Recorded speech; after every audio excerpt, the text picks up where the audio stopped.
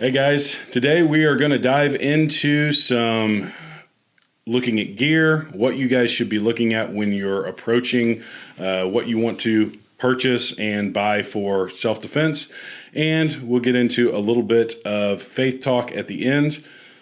Hopefully you enjoy it.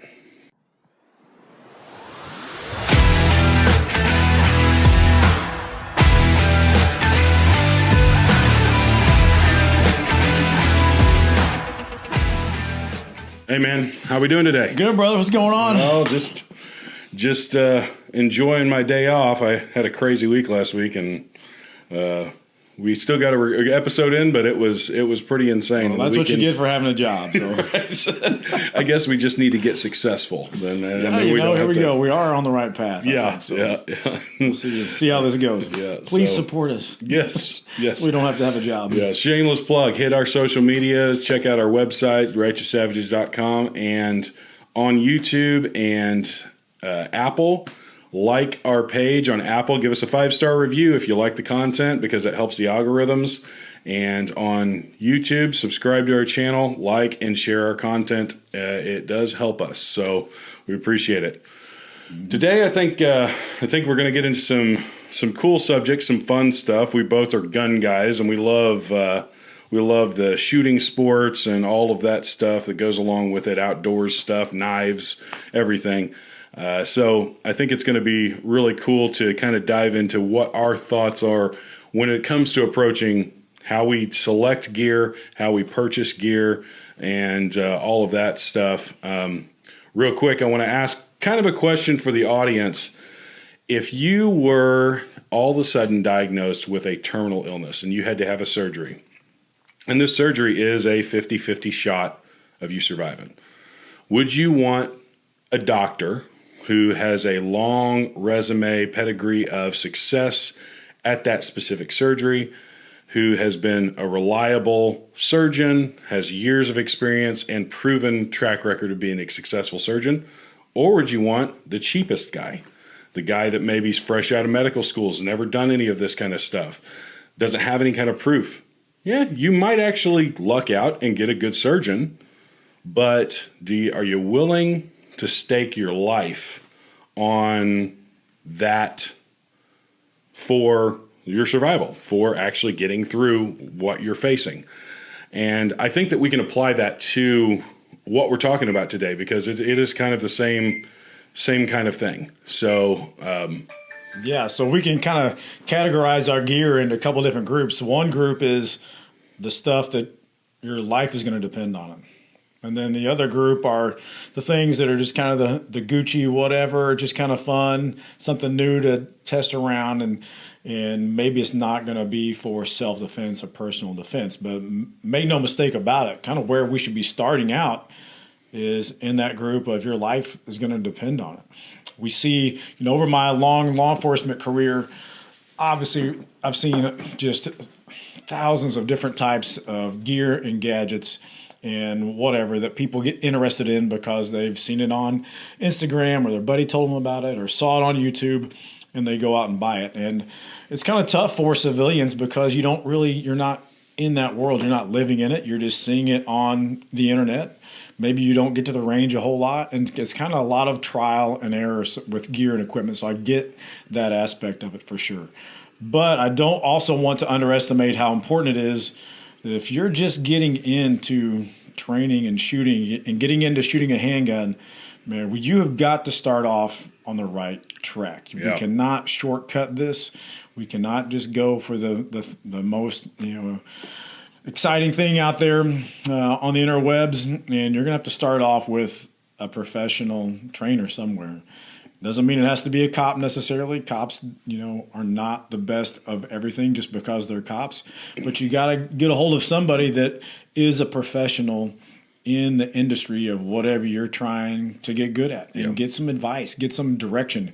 You cannot just make this up on your own. I've seen a lot of people come out to the range and they've definitely made it up on their own. They've shot maybe 100 rounds in their life and they've just showed up to do a lesson with a $4,000 gun and gun belt, and they've skipped way ahead of we should be at step 1 and you're at step 95.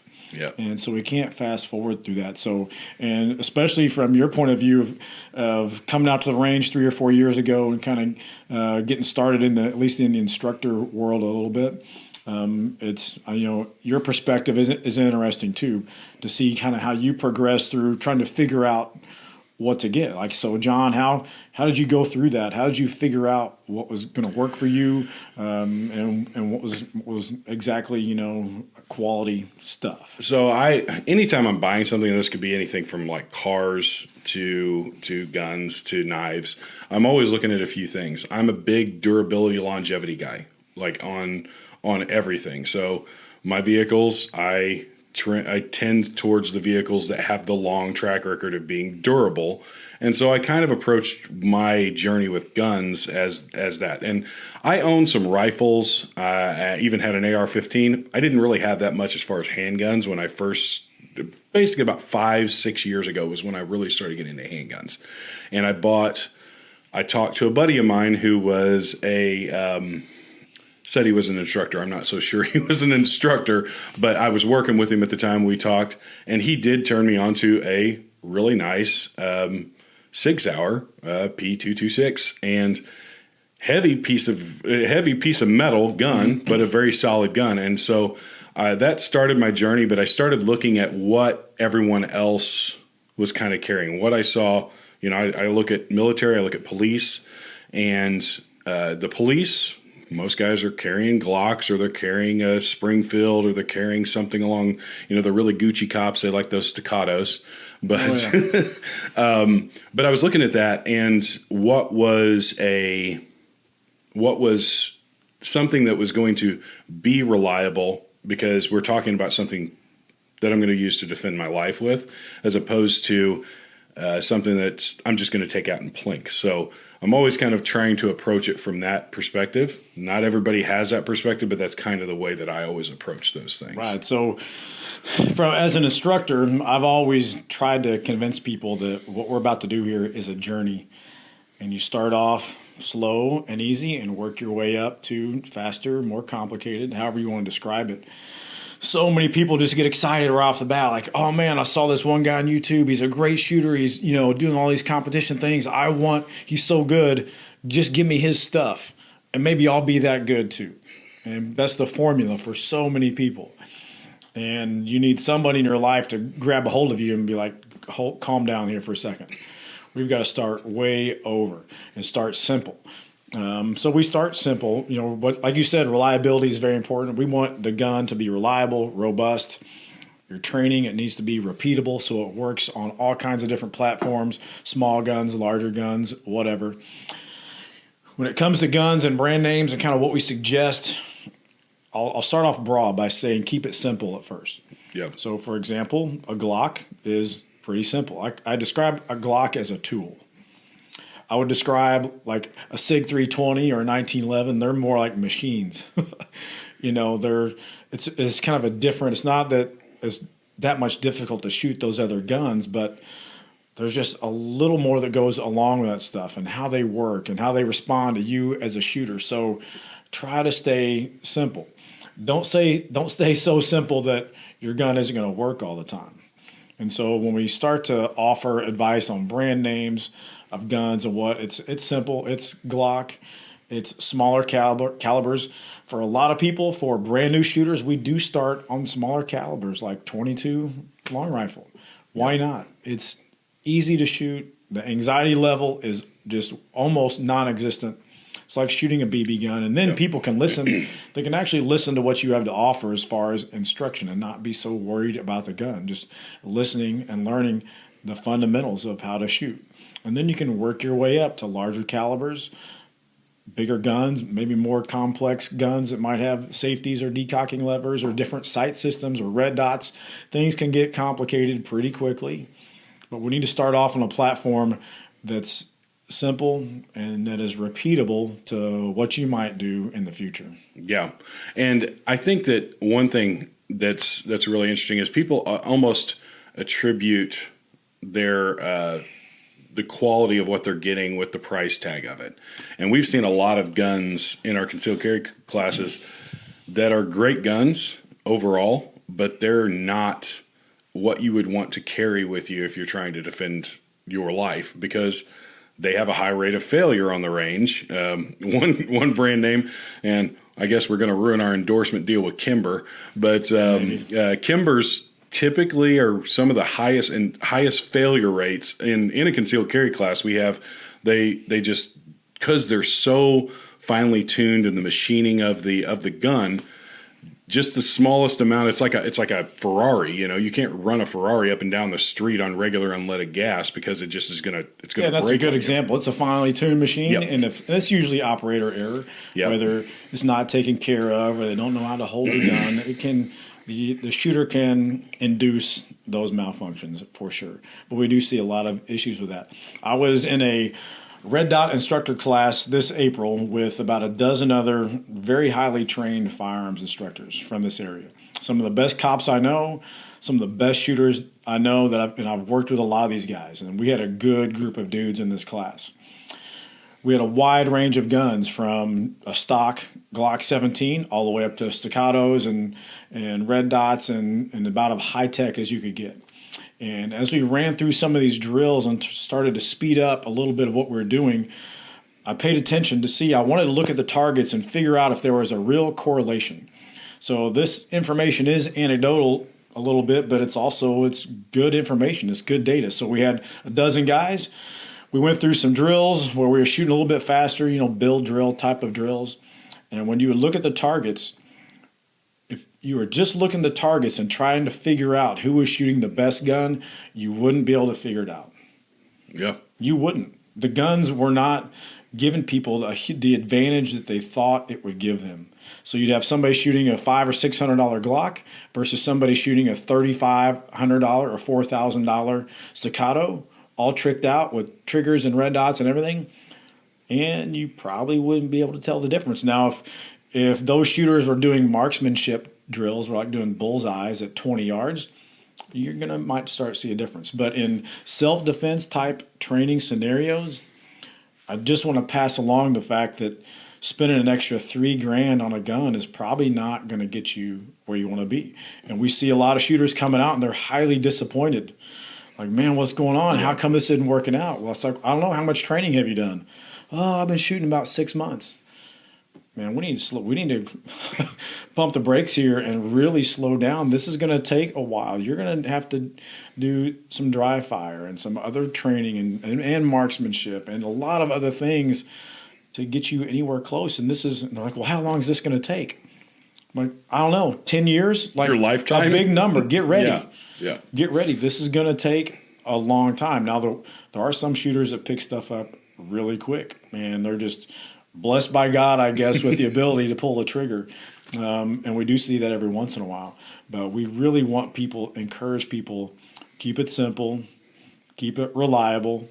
If you go to, a little farm store and buy a $200 gun, some off-brand name, it's going to let you down. Yep. And you're going to wish that it worked. It's not. Now you're starting all over again. And that's where talking to professionals and giving you some decent advice really comes into play. And the hard part is like, well, what professional do I go to? Do I go to cousin Fred, who's a cop down the street, or do I go to this range guy who's, been in the military for 20 years? And I don't know what the answer to that is, really. You have to think about this.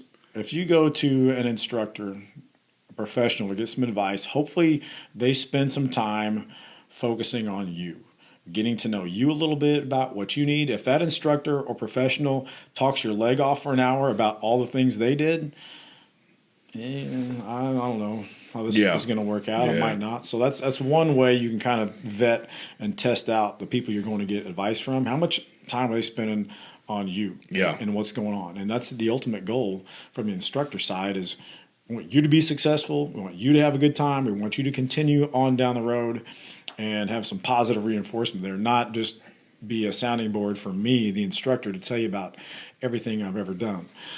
So when it comes to, basic, short list, if somebody came out to the range where I work and said, hey, Dave, I want to start shooting. What should I shoot? I got to find out what your experience level is, what your background. Have you ever even shot a gun before? Can we jump ahead a few steps and kind of, get started a little bit faster if it's appropriate? We're going to start off with smaller calibers, but we're going to start off with some brand name guns, no doubt about it. This might be a Glock, Smith & Wesson M&P, might be a SIG, might be Springfield, might be things like that we know that we've seen on the range work very well. We just did a concealed carry class the other day, a wide range of guns.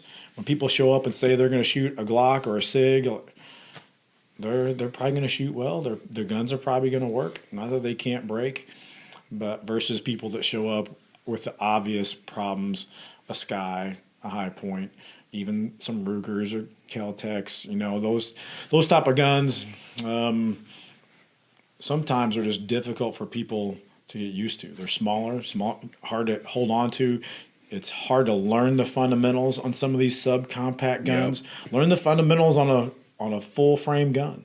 That's where you start off and apply that to the rest of whatever platform you're going to be shooting. So we want people to start off and be successful. We want the gun to work. We want it to be reliable and effective and those things, and then work your way up. It's like, buying a car, and if you want to get a 68 Camaro one day and do a frame-up restoration and tinker and build and all that, awesome. That's kind of the progression where we end up at someday with anything, whether it's guns or cars or whatever. Eventually people want to customize and do those things, which I get all that. Yeah. Don't start there. Don't start off trying to get all Gucci gunned out. You're going to kind of set yourself up for success, because what we see is people in those classes, they buy the $4,000 gun, they come to a class, and it's not working because they added a bunch of stuff they shouldn't have. They don't know how to shoot in the first place. And you want to talk about students being embarrassed? Come to class with a $4,000 gun and don't shoot good. People, with the Kel-Tec that have been saying we've been getting a hard time are out shooting you. Yeah. And it's not a good place to be. And then all of a sudden, those people shy away. So we want to keep it simple, keep it reliable, robust, repeatable, those type of things, and start from there. Yeah, I think that one thing you touched on, and I've seen so many, and I hate them too. I do not like subcompact guns. I have a couple of them. I don't like shooting them because my hands they're not gigantic, but they're not small, and they just don't lend themselves to being able to get a grip on those. A smaller subcompact gun is way more snappy recoil, and it's just not a good place to start. And a lot of people, because they want to jump right into the concealed carry world, they're like, I'm just going to get this little tiny gun I can stick in my pocket, and I can go to the supermarket and I don't have to worry about it. But it's not really setting them up for success. I would tend to say, get the largest gun that you can comfortably conceal carry on your body or about your person, and start that there. And then instead of buying a really high-end $4,000 gun, buy training, buy ammunition, get repetition in, because that's going to pay off in the long run way better than having a $4,000 gun. Yeah, no doubt. If you're starting off and you've got a gun that you can't get a good two-handed grip on, you're going to be disappointed as you move down the road trying to figure this out. So start off with a larger frame gun. So then when we get somebody settled on a gun and what's going to work for them, then it's gear and a holster. And we also want all that stuff to be very simple to start off with. You don't have to have some crazy battle belt, war belt. You show up, and a lot of students show up, and it looks like they just walked off a SEAL Team 6 or something, and they don't even know what they have. They've got, they got this holster they spent $300 on. They got all these competition mag pouches. They got a med kit that's got $500 worth of first aid gear, like they could save 30 people with. They've got knives, and they've got gloves and drop pouches and all this stuff hanging off. It's like, man, we're kind of way beyond what we need to do. You dropped $3,000 on this war belt, and you could have. I highly encourage people to get out and train. First thing you're going to need is a decent holster. Yeah, no doubt about absolutely. it. And just a holster for your regular belt on your jeans. It doesn't have to be some cop or police or SWAT or military holster. It doesn't have to be that. Just an outside the waistband holster, some type of Kydex or strong plastic or whatever holster. that will securely hold your gun. So if you fall down or do cartwheels or whatever you do in training, the gun's not going to fall out. And it's easy to holster the gun without looking at it or manipulating the holster. Yep. We see a lot of people come out with a custom or a leather holster where it's just friction from the gun fitting in, and people can't fit the gun in the holster, and then they're sticking their fingers in the holster and then the barrel at their fingers, and it's just this disaster of people trying to reholster the gun. Well, that's not any fun, and you're getting ready to shoot yourself in the stomach. It's a recipe for disaster. So get a solid, firm holster, Kydex, Blackhawk. There's a lot of brand names out there. Safariland, Blackhawk. There's a million of them out there. But get a decent, just regular outside the waistband holster for your regular belt for your jeans. Start with that. It's very simple. You don't have to worry about anything else. And just start with putting magazines in the back pocket of your jeans. You don't have to have all these mag pouches and stuff for starting out, because all that gear is primarily designed for people to do things really quickly. Like, how fast can I reload my gun? Well, that's not what we're starting out with. Right. And that might not be where we ever get to. Yeah. The basic general principle of our training philosophy is we just want you to be really good at what you're doing. Yeah. I think that the way that we want to approach training is to build this. And actually, I told you this at our concealed carry class. You mentioned something in the last episode about our pastor talking about up and to the right in our Christian walk. Mm-hmm. The gun training world is exactly the same way. You want to see those little improvements, and you may plateau for a little bit, and then you build on that, and you build on that. And through that journey, eventually you become a very proficient shooter and a very, very well-trained and controlled shooter that can be effective in whatever circumstance that you put them in. And I think that those little stair steps and building the foundation first is the most important thing, because if you go out and you just buy a bunch of gear, you don't know how to use it, then what good is it going to do for you when you actually hit that moment where you need to actually use it and you haven't trained with it and you haven't built in those repetitions of learning how to get to your equipment, how to use your equipment, what works best. I have changed my war belt probably 5 or 6 times because in a training exercise or something, I realized, that really doesn't work the way that I thought it would. Let me move my med pack over here. Okay, I can reach it better. Let me move my gun holster up a little bit so I can get a better draw. I'm not reaching back behind myself. It's all of those little things that only come through actually doing repetition with your equipment. Yes, and the thing is, sometimes the right tool for the job does make your job easier. When it comes to home construction or electronics or whatever, the right tools for the job do make things easier. But if we just hand you a $300 holster and a $300 belt and $500 worth of other gear and hand it to you, that doesn't mean all of a sudden you know how to use it. There's a learning curve here, and it takes time, just like you're saying, a repetition. So with your, $30 Safariland outside the waistband holster that you buy at Dick's Sporting Goods, you need to spend a lot of time on that before you move on to some more advanced holster, or one that's a higher security level, or one that's got these buttons and rotating hoods and all this other stuff. You've got to start off with the basic stuff. It's just like Karate Kid, right? Daniel wants to learn karate, and he wants to go beat up the guys in his neighborhood. They're giving him a hard time, and he's ready and motivated. And Miyagi's like, paint this fence for 10 hours. And he doesn't understand that the motions that he's going through are laying the fundamentals for the stuff he's going to be doing later. And firearms training is the same way. You've got to go through the motions. Who wants to go to the range and spend 8 hours drawing your gun out of your holster and putting it back in the holster? Nobody wants to, because that's not exciting and fun. But some point, you have to do that. You have to. Some of us, in law enforcement and military, we have the benefit of, we get paid. Hey, go to the range for 8 hours and do these things. You're like, great, cool, I'll go do this. Civilians usually don't have that luxury of all that extra time, because you got family and other, commitments and a lot of stuff going on in your life. At some point, you've got to get that in. You've got to start with the basic reps, and so then you can start to add on other gear, other equipment that's going to make things a little more effective and efficient. But we can't blaze past the fundamentals. Gear in this situation, different tools is not going to make things easier. It's not just magic. And we see that on the law enforcement firing range all the time. We get cops come out to shoot a handgun qualification, and they've been cops for 15 years, but they're not very good at weapon handling because we've given them the gears, we've given them the tools, the very efficient, effective, robust, all the things we're talking about. Mm-hmm. But they're not practicing, and they're trying to just hope that it just works out. Yeah. And it's not going to. You got to put the time in. You got to put the time in. Be proud of the fact that you're starting off with a $300 or $400 gun and cheap gear, and put the time in. I used to be proud of the fact that I was a kid. When I was playing sports in high school or whatever, like I didn't have the $5,000 gear and equipment. Yeah.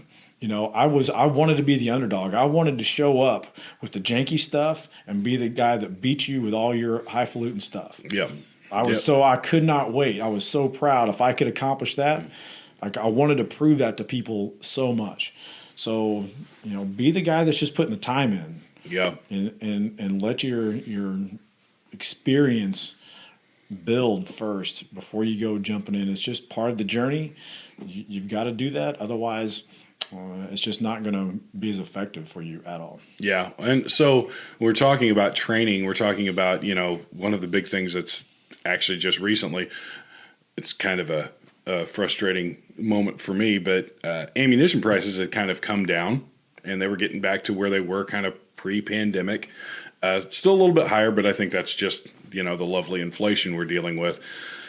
We see all of these ammunition prices started to dip down and then boom, war kicks off. We're sending supplies over to other countries. And just a couple weeks ago, I know that Lake City, which is one of the biggest manufacturers, I think it's like 30% of the manufacturing of ammunition in the United States, basically said, we're cutting off the civilian market for a while. Well, that kind of stinks. And then I think it was whoever owns Federal just sold to a Czechoslovakian company. The whole conglomerate sold to it. Now, they're still going to have their manufacturing processes in the United States, but, you start looking at the political landscape of how they've started trying to ban stuff that's imported and how they're going to play games with that. And so that's a real concern for people. And we talk about repetition, but there are some other practical ways to train and to get repetition in without firing around. So let's talk about that for a little bit, kind of how we can approach, dry fire and those kind of things in a way to still get training in, even when there might be higher priced ammunition or even lack of ammunition out there. Right. So some of the first things that people think of usually is just, I'll shoot cheaper ammo. I'll go get a gun. I'll shoot 22. I'll get a Glock 44 or get whatever 22 caliber semi-automatic handgun or revolver if you want to, and just start practicing with that. And that does have some good training value to it. Probably what has even more training value is just what we call dry practice or dry fire, and not necessarily even just trigger control, but just going through the motions of getting your gun presented to the target, getting the gun out of the holster, going through reholstering, going through handling your magazines, all the weapon handling skills. You can do that. We had a guy in a class the other day. It was a rifle class we did. He had an AK-47, never shot it live before, but he'd spent a lot of time just going through dry practice, going through magazine changes, going through malfunction drills. And he came up to do a drill we were doing. He went to fire a round, he got a click, didn't fire. He immediately went into an immediate action drill, dropped the magazine, put a new one, chambered a new round, and fired. It looked like he had done it probably 1,000 times. He said, that was the first time I'd ever had to do a malfunction drill live fire with this gun. I was like, wow, that's pretty good. He goes, yeah. I said, I've spent a lot of time in the mirror doing this. I'm like, well, that's why that went so well. Yep. Because it wasn't really, honestly, the first time he'd ever been through it. It was the first time live fire, but he had already done it 1,000 times. So it's proof that that type of training is valuable and that it works and that it does help lay that foundation for you. It's an integral part. It might be, I don't know what the percentage is of how much of your training is dry and how much is live fire on the range. I think, honestly, some people say 40 or 50 or 60% should be dry. I don't think most people are going to meet that standard, honestly. So, you just need to pick 30 minutes or an hour once a month or whatever the time is and go through the motions. Here's the tricky part. You got to go through the motions the right way. Yes. It's got to be good practice. It can't be something you just made up on your own. It's got to be, in our classes, the way we instruct is we want to give people the fundamentals, the right ones, and you know how to do things correctly so that you can go home and you can practice. We just want to get you set on the tracks and push you in the right direction. Yep. And then you can power yourself as much or as little as you want to. And we hear a lot of people say, I was a self-taught shooter. And it doesn't really mean that they taught themselves to shoot. It means that somebody, somewhere, an instructor, YouTube, whatever, somebody showed them the right way to do things. And then they just went out and practiced that on their own for hours and hours and hours. And it's not really self-taught. It's like self-practice, self-trained, whatever. I think there's different wording that fits better there. But it's critical, So get in front of a mirror in your house and practice drawing your gun at yourself in front of a mirror. You can actually see what you're doing. Get a video camera. Set your iPhone up on a tripod or set it on a table and video record yourself drawing your gun and look at it. And you'll probably look at it and be like, wow, I look dumb. This is not working out. So you're like, this does not look like my instructor was doing it or how so-and-so was doing it. We do a lot of video review in our classes, and it's absolutely mind-blowing for some people. Like, I never knew I was doing that, or I look like that, or what I should be doing. And it's not just the video of the shooting aspect, it's video of all the mechanics. And so the video review is critical. We do a lot of that in our classes. It's very important. If you're an instructor out there and you're doing classes and you're not using video of some sort to record your students and then show it to them and then review what they should not be doing, tell them what they should be doing, you've got to add that to your training right now. Yep. It's critical. It should be a part of everybody's training out there. And if you're not, you need to jump on that. Yeah, and I think that generally I watch a couple of guys on YouTube, and the other day I saw this reel pop up, and the guy says, if it doesn't look cool, you're probably tactically wrong. Because typically if you're tactically sound, it kind of looks cool. So if you look dumb in the mirror, you probably are not doing it right. I've heard that. Maybe it'll look, I don't know if look cool is right, but it should look normal. I think people have a natural tendency to understand what good shooters look like. Yeah. And when you look at yourself on video, it should look like you know what you're doing. And if it looks a little weird or off, or then maybe you're like, maybe I need to work on this. I think maybe you could probably say something like, if it looks confident, if it looks like you're meaning to do what you're going to do, if you're kind of fumbling with your gun bent over half, not paying attention to your target and all that stuff.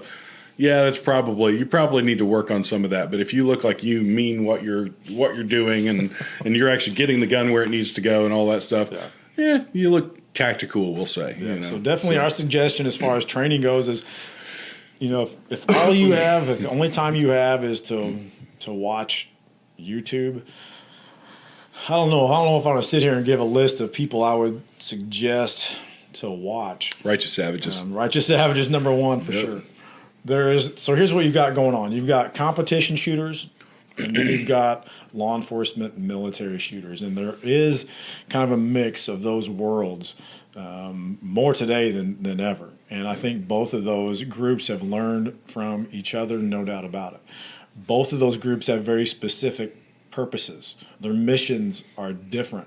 So you can't just say, well, competition shooters are better than cops or military. It just depends on what you're about to go do, no doubt about it. The competition guys have really got gear figured out real well. They've got training and practice and hours of that repetition figured out very well. And, military cops have got, I would say, maybe mindset figured out a little bit better, because one's life and death, one's just for fun. And so you got to understand what you're doing and what your purpose is there. And it's definitely different.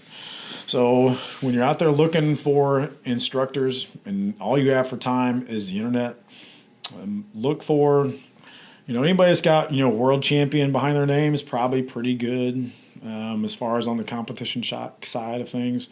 Rob Latham is a guy that I've met and talked to a few times, and I think as far as the competition guys, he's got a really good mindset and attitude. and his training is very simple and very straightforward. And he kind of gets through all the BS out there and that you kind of see in the training world these days. And he's a good dude to kind of watch videos on for sure. Yeah, I think that fusion of competition and military, you get a wealth of knowledge. I think there's a lot of guys out there. I'm going to do a shameless plug here because we got some things coming up that are going to be in this wheelhouse. We are we're starting the process of recording some things that are going to be available on our Patreon that's going to launch here before too long. So we're going to be doing some of this stuff that's going to be available to people. We're also going to post some of that stuff for free on the internet for sure. We've already started doing some of that stuff, both on our page, and we also have the Tombstone page on YouTube. So you can follow both of those as good tools for things that we do. And we're going to be doing more and more of that as we go. So we would love for everybody to kind of follow us and check out what we do. Not that we have all the answers, but I think that we do have a good broad wealth of knowledge in the shooting world that can help people. And like we said, here's the deal. A lot of people just don't have a lot of time. They're at work. Maybe they find an hour at work to get on the whole internet and check out some shooting videos. Maybe they have a little bit of time at home in the evening and they're trying to figure this out. They don't have all the time in the world to get to a class somewhere.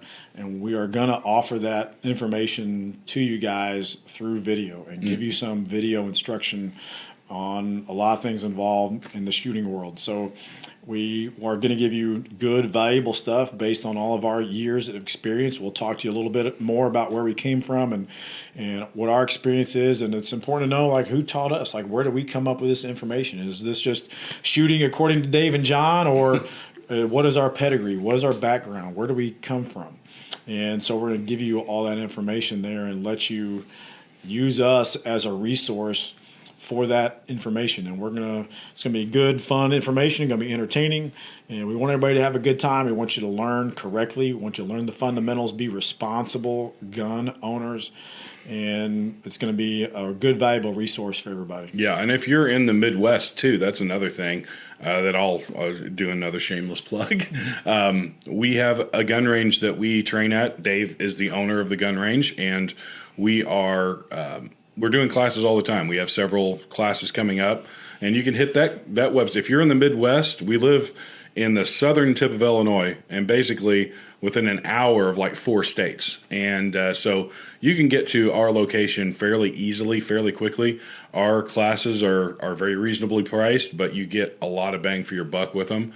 And come out and do some training with us. We'd love to help you figure out the start of this journey, or if you're a little bit on the way of the journey and you don't know what the next step is, we'd love to help you out with that. We pride ourselves on always being innovative and learning new things. We learn new things all the time, and if we think it's a valuable thing, we infuse it into our training for sure. For sure. And I would say on the military side of the YouTube and internet training, I would probably suggest Fieldcraft Survival, and Mike Glover is the owner. I will say that I do work for them from time to time. But as far as, as a 29-year law enforcement veteran, sometimes we see guys in the military that their training does not really fit the law enforcement world very well. And from seeing Mike's side of things and how he trains and kind of his philosophy, it fits real well into the law enforcement world as well. So I would definitely check out a lot of Mike Glover or Fieldcraft Survival YouTube videos, training. It's really good stuff. I would highly recommend that to anybody out there getting started, to give you a good foundation for kind of the philosophy and tactics and techniques that we talk about in our training as well. So real quick, couple questions here. Let's hit a couple of tiers as far as, like, if you had this amount of money, what would be prioritized? We're going to go through a couple of them. Sure. So let's start off at, like, you got $500. Mm-hmm. What prioritization do people need to put into $500 to get into shooting? I know that's a low. $500 probably would not quite get you to the type of gun that I would recommend right at first. Is close. $600. $600 will probably buy you just about any full size Glock out there. Smith & Wesson M&P Springfield, you're kind of talking that $600 neighborhood for a pretty decent gun to start off with, just right out of the box. So I would start with, let's just call $600 here, John. Yeah. Okay. $600 will probably get you started with a gun and be in pretty good shape there.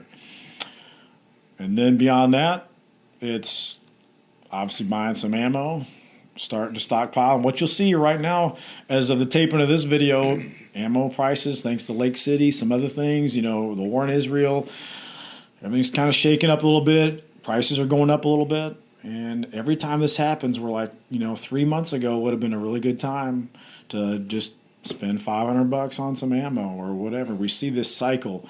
It goes up and down with world crisis, with COVID was the last time, 2020, 2021. You couldn't find a 22 round anywhere. It was crazy. And then it got back down to, 5-6 months ago, ammo's everywhere and nobody's really buying it. And maybe we should have been buying, everybody should have been buying more. I know I kick myself every day. Yeah, so start looking at it. You don't have to buy a case of ammo. Buy 2 boxes of 9mm ammo the next time you go to whatever store you're at. Yeah. Do that. It's just like saving money. Just get a little bit of a time as you go. And then buy you just a little bit of gear, just a decent. You could just buy a really good leather belt from like 511 or somewhere for $50, and then get you some type of holster. The cool thing with the brand name guns, Glock, Springfield, Smith & Wesson, SIG, you can find gear and accessories for that stuff all over the place. It is endless. You start buying, the Canics and the and the whatever's out there, even staccatos, even some other things, it becomes difficult to find the accessories, the everyday stuff that you might need for that. Just iron sights. Well, good luck with some of those guns. You might not find them. A holster that will fit a gun with a light for those off-brand, even the Walthers and stuff like that, the guns that seem pretty popular that we see a lot. People have a very hard time buying accessories for those things. So you've got to keep that in mind. But start off your gun, some ammo, a decent belt, a decent holster. That's really probably the top 4 things I would go for and to start off. So you're probably really, honestly, for all of that, thinking about, $1,000. Yep. And so maybe it takes you 3 or 4 months to accumulate that, or you get your income tax return back or your next COVID check or whatever, who knows what. Yeah. And just get started. Do not save up your $3,000 and then go dump $3,000 on some Gucci gun that you haven't even learned how to shoot a gun yet. Yeah. Just get started with the basics. Don't go buy a red dot sight right off the bat. Start off with iron sights, please. And I've had some people say, well, why not just start with a red? I mean, just if that's what everybody's going to, just get a red dot and be a new student and just learn that process so it's not hard later on.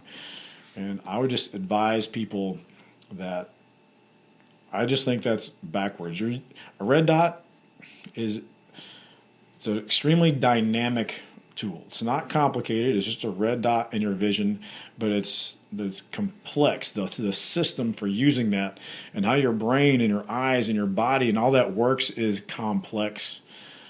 Lining up iron sights is not. And so we want you thinking not that you can't learn how to use a red dot earlier in your shooting career, but doing that it's like taking up a bunch of memory in the hard drive of your brain to work that system. With iron sights, it doesn't take a lot. It's very simple to compute. And so if there's less anxiety and you're using less brain power for the aiming process, you can actually listen to what the instructor is telling you. You can remember to focus on the fundamentals. Your learning process will go quicker, I believe, shooting with iron sights as opposed to starting off with red dots. So that's my take on it. I don't know. I've heard some people say, man, just start with a red dot and go from there and things will be a lot better. But to me, I'm kind of old school. I just like the progression of starting off simple, basic, the way things have always been. And I've got red dots on guns. I'm not anti-red dot by any means. But and also think of most of the students and shooters out there. If you've been in the military for 15 years on some special team overseas and you decide you want to start using a red dot for the first time, you might pick this up a lot quicker than somebody that has just started learning to shoot. And so anytime things get complicated and we start giving students a lot of things to think about and focus on, it's just, I promise you, it's brain meltdown for a lot of people. And then it's a struggle, and then it's like frustrating. And we don't want struggle and frustrating to happen with new shooters. Right. We just don't. And 1 out of 100 might pick it up great and just like the best thing ever. But don't start off with that high-tech stuff. Don't get a light for your gun. Don't get a red dot. Don't buy fiber optic sights. If you bought a Glock with the janky plastic sights on it, start with that. Start with those. That's cool. We can work through this. Like I said, I wanted to be the guy that had the janky equipment. Like, all right, if you think red dot's the way to go, then I'm going to work these iron sights better than you ever seen, and I'm going to smoke you out here on the range. Yeah. That was my attitude. I want to learn. If it's harder to shoot with iron sights, teach me to do that, because I want to get really good at that and show you, that I'm better than you. I was like, I always wanted to be the person with the inferior gear that could go up against other people for whatever reason. I just felt like so many people thought they could buy the magic thing, the magic tool, and just be better. And I didn't want to be that guy. So learn the systems. Learn the iron sights first, my suggestion, and then move on to red dot at some point. And that might be 3 years after you start. Yep. Maybe it might be 3 months, but don't get too crazy. And all I'm saying is we see students that come to our classes in our range, they'll buy some gun and put a high-falutin red dot on it, and we spend all day long now we're like, okay, we're going to try and teach you how to find this red dot. Even though they can't pull the trigger very good, they can't work their gun very good, they can't manipulate magazines very well, they can't draw their gun very well. We need to be focusing on those things, but now we're spending all day long talking about how to find the red dot on their gun because they can't even see what they're shooting at. Yeah. So it can just cause some issues for newer shooters. Just start simple. Yeah, and I think that one thing that we talked about with dry fire that also can apply to, because a lot of the times that we see those students come out, they haven't practiced with the red dot at home. You can do that. You can practice your presentation with a red dot at home 1,000 times, 2,000 times.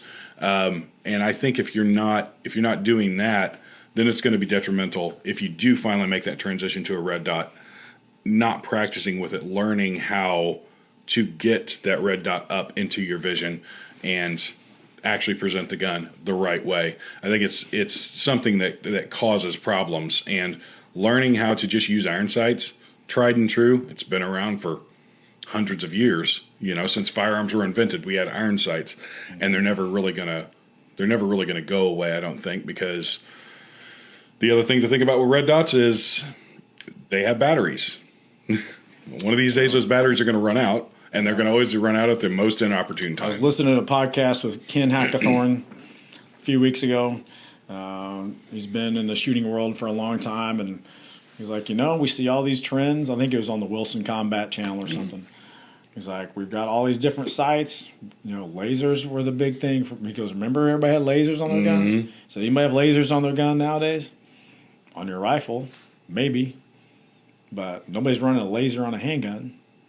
He said, so he's like, I've got red dots, I shoot them, but we'll see what happens. Red dots have kind of, we're talking about having them around a good decade now. So they're kind of, passing the test of time a little bit, but all it takes is the next thing, the next gadget, the next sighting system. Who knows, it might be a hologram or something that gets projected. Who knows what the next thing will be? There will be a next thing. And all of a sudden, everybody will be ripping red dots off their guns. So just never think that what you have is the greatest thing and it's always going to be around forever.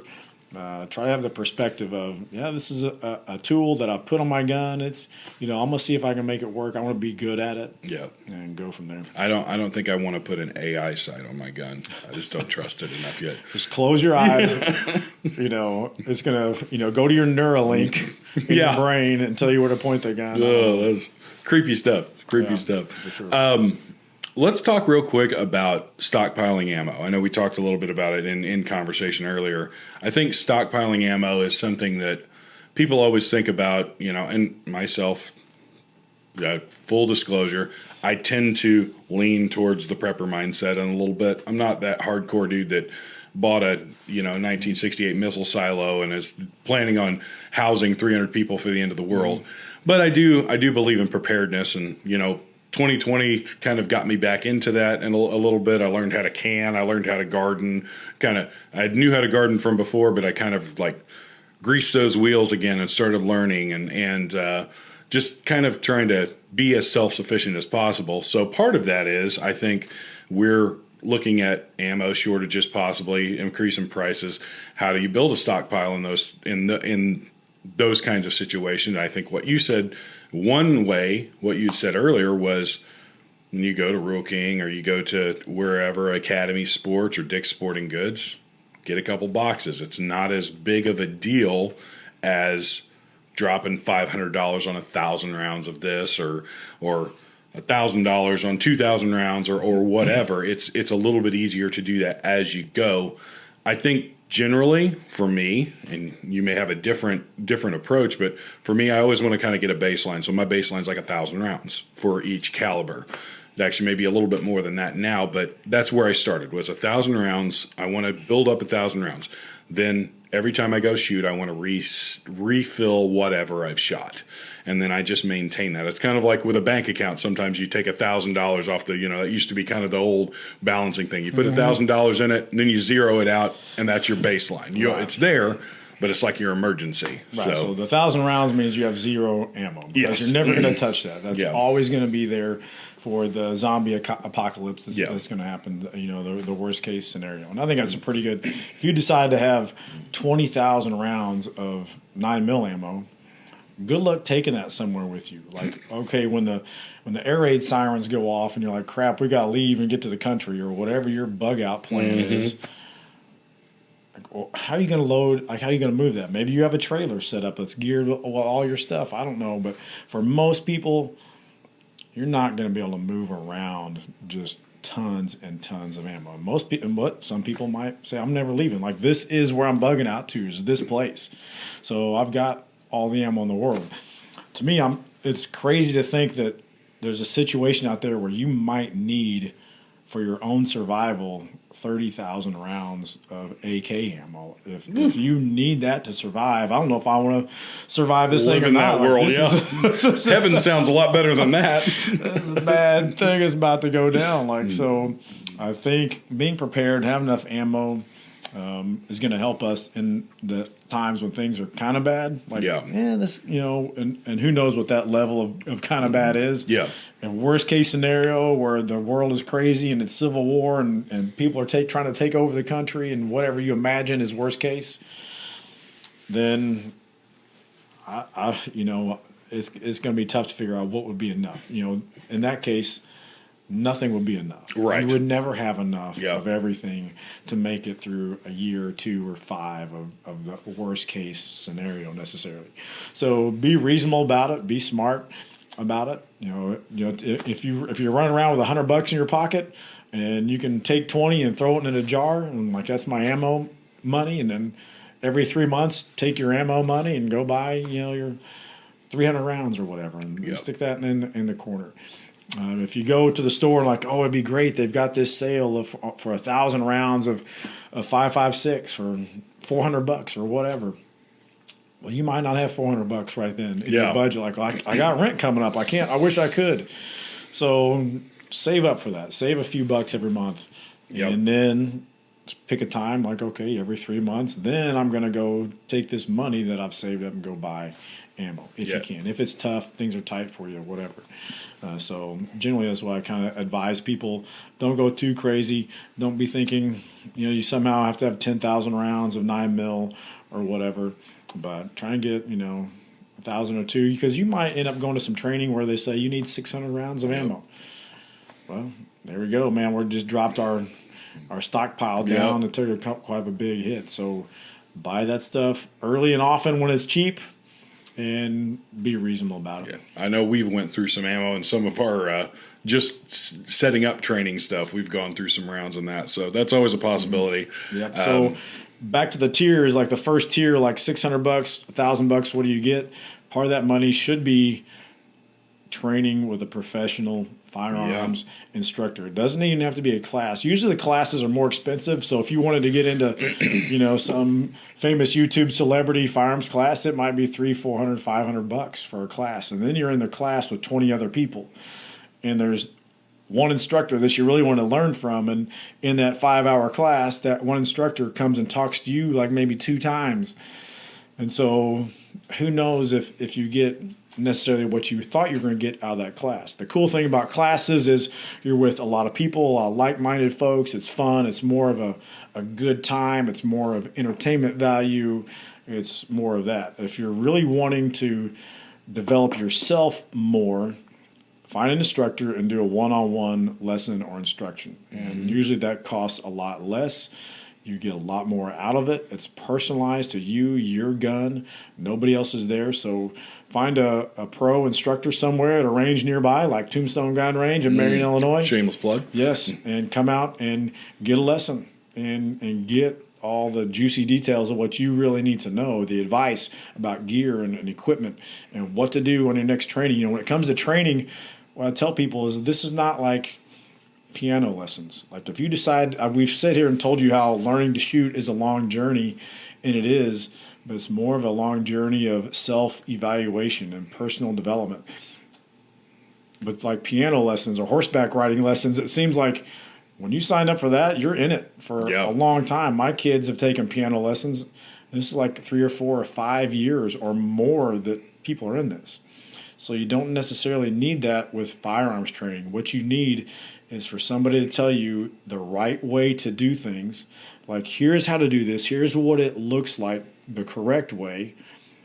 You figure that out, write it down, take some video, whatever, and boom, you're off to the races. And a lot of people, we see people come to a lot of our training classes over and over because they like who we are. They like the group of people that show up to training. It's more of an event. It's a social thing, and that's cool. We love that. We love developing the community of like-minded people that love the shooting sports, and that's just a good time. We do the tactical weekend at Tombstone a couple times a year. Come out, shoot, hang out, cook food, sit around the campfire, tell war stories, talk about our families, and that's building a community. And on a side note, if you're talking about prepping and getting ready for the worst-case scenario, it's not – having a community of people you can rely on is 100 times more important than having 20,000 rounds of ammo stuck in a corner somewhere, because you need people that can help you out and can provide things for you that you don't have. And so that's where that community is very important. Yeah, I think so. I think that building the community is probably the most important in survival, and anybody that knows what they're talking about in that realm is going to tell you the same thing, that having a community, because there's people out there that know how to take down any kind of prep that you could set up or anything. If they really want your stuff, they're going to come and get it. But having a community, it's harder to take from many than it is to take from one. So, that's really important.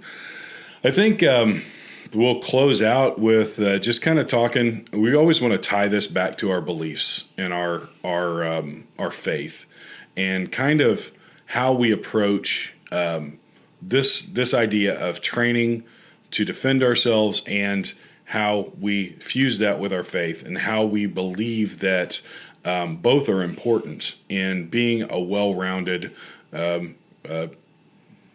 person in this world that's kind of going crazy right now. Yeah, so I guess we can take a step back and kind of take a big 30,000-foot view of kind of what we believe and why we're doing this, and when it relates to the basic stuff of our jobs, our training, the firearms training we do at the range, and kind of our mindset and philosophy behind what we do. So as a Christian, I believe that one of our primary responsibilities is to treat people the way we want to be treated. We call it the golden rule. Like, how should we treat people, and why do we do that? Why are we nice to people? Why do we care about people? Why do we help take care of each other? Because that's what Jesus would do. And it sounds real simple. Sometimes it sounds corny. Like I said before in one of our episodes, I didn't grow up in church, and anything that had to do with Jesus or any type of, or I felt like it was like churchy. Like even the word Jesus to me was like just a churchy thing to say. But in reality, we believe that Christianity is real. Jesus is the only way, is the only true God, the only way to heaven. And so on a day-to-day basis, the way that affects me is like, well, what are we here for? What are we on this planet for? Is it just random that we're here with no purpose? Or is our purpose something? Now, everybody has their own gifts in life. Like, what were you gifted to do? Some people are gifted to be teachers. Some people, to be pastors. Some people to do other things, to, serve others.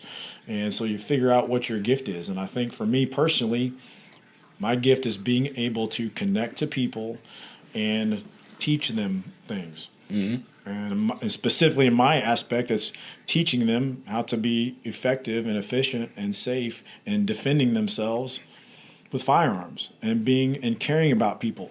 When we started the range, when we started Tombstone Gun Range in 2013, there was really nothing like it around. There wasn't a range that had an office that was open where people could come out and interact with the people running the range. And I'd visited a lot of other gun shops and ranges across all over the United States in my law enforcement career. And most of the time you'd walk into a gun shop or a range, there was a couple old guys sitting in the corner, and they probably wouldn't even look at you, or they would look at you like, what are you doing here? And it was like this attitude of, it wasn't really hate, but it was definitely they didn't care. Yeah. Didn't care. And we operate under the system of like, we actually care about you as a person, and hopefully we can get you into our group, of like-minded people. And then we want to, make sure that you're okay as a person. We want to treat you like you want to be treated and care about what you care about as a person when you come into the office, or we just meet you. It's like, hey, how's it going? Have a conversation. And it's about you. It's not just about listening to me talk about who I am. It's about you.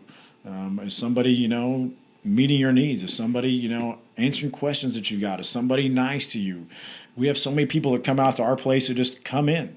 I was at the range this morning. A couple people come in, just sit down at the table, and they're there to hang out because they just want to hang out and talk about stuff. There's not a whole lot of places like that you can go.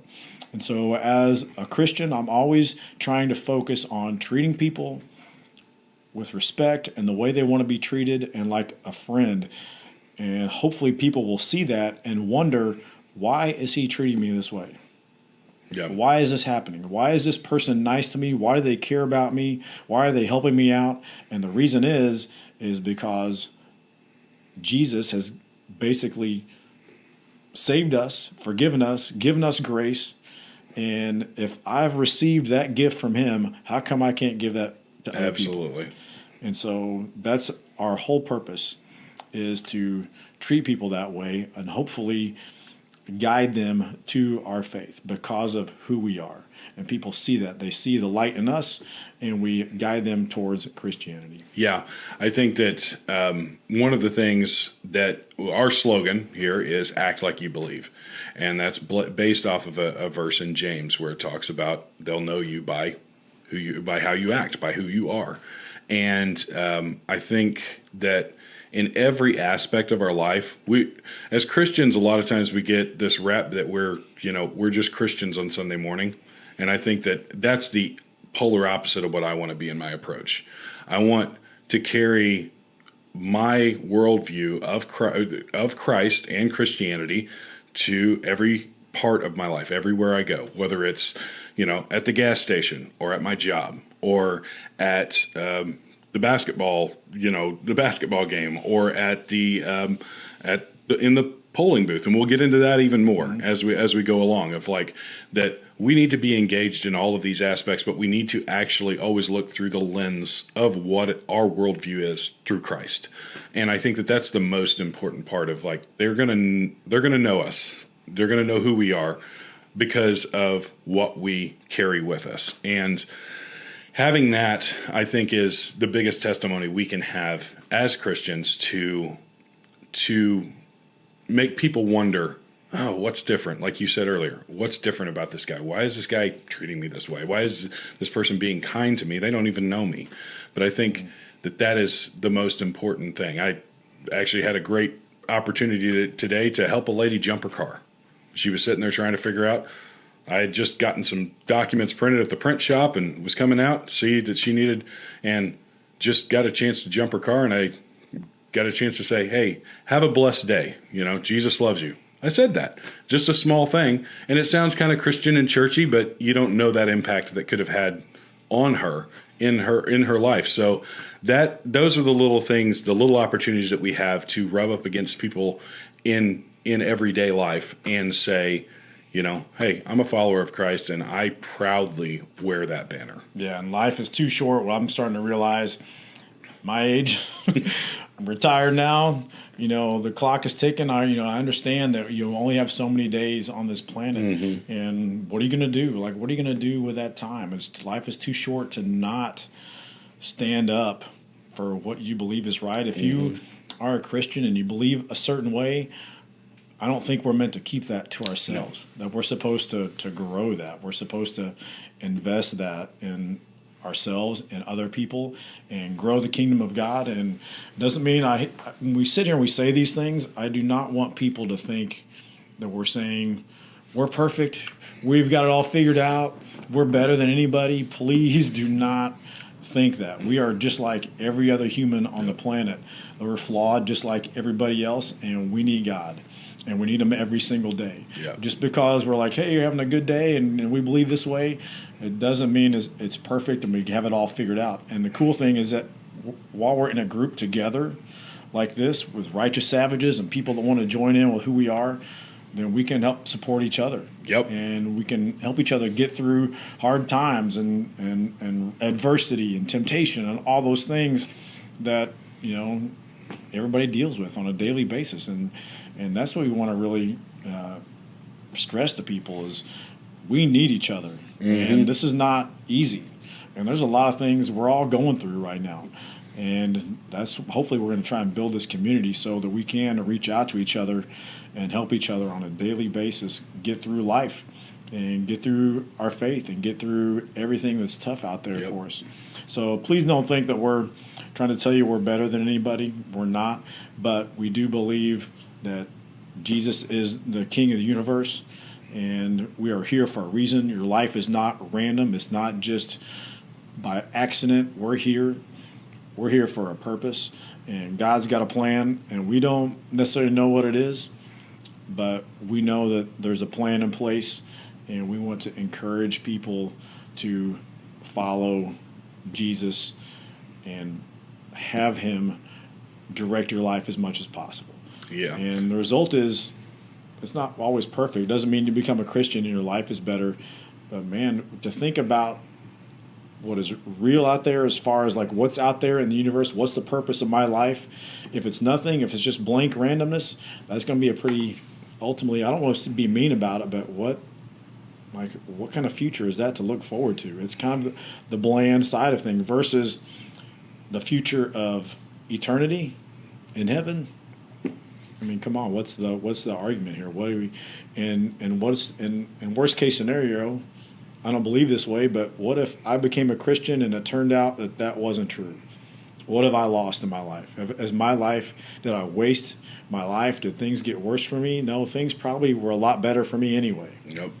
So I've got nothing to lose. And when you live your life like you've got nothing to lose, all of a sudden your performance and your attitude and everything just exponentially gets better. Yeah.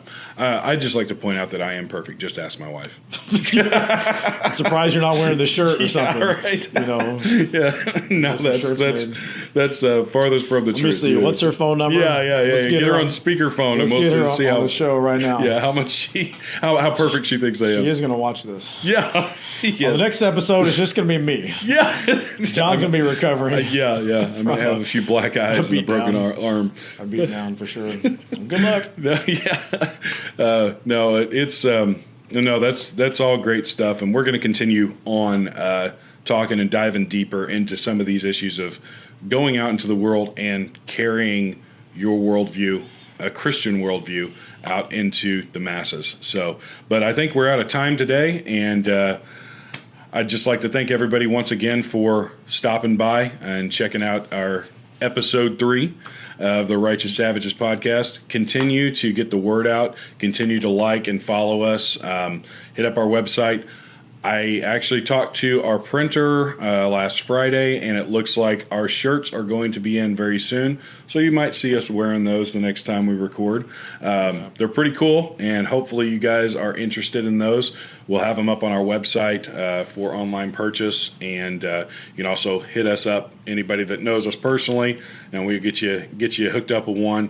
And the bracelets will also be online for you to just kind of wear and just I call them wristbands. Wristbands, Bracelet yes. sounds a little... Yeah, it sounds a little girly, doesn't sound it? very savage. Yeah. Wristbands. Sure. So we have those available for anybody that is interested in just kind of wearing that and just letting that be a message that I've you seen can them send out. and about. I have. People. Yep. I appreciate you guys that have gotten hold of them so far and representing. It's cool, man. We appreciate it. Yep. So we'll see you guys next time. And don't forget, as you're going through life, act like you believe. And always remember that Jesus wants us to carry him everywhere we go.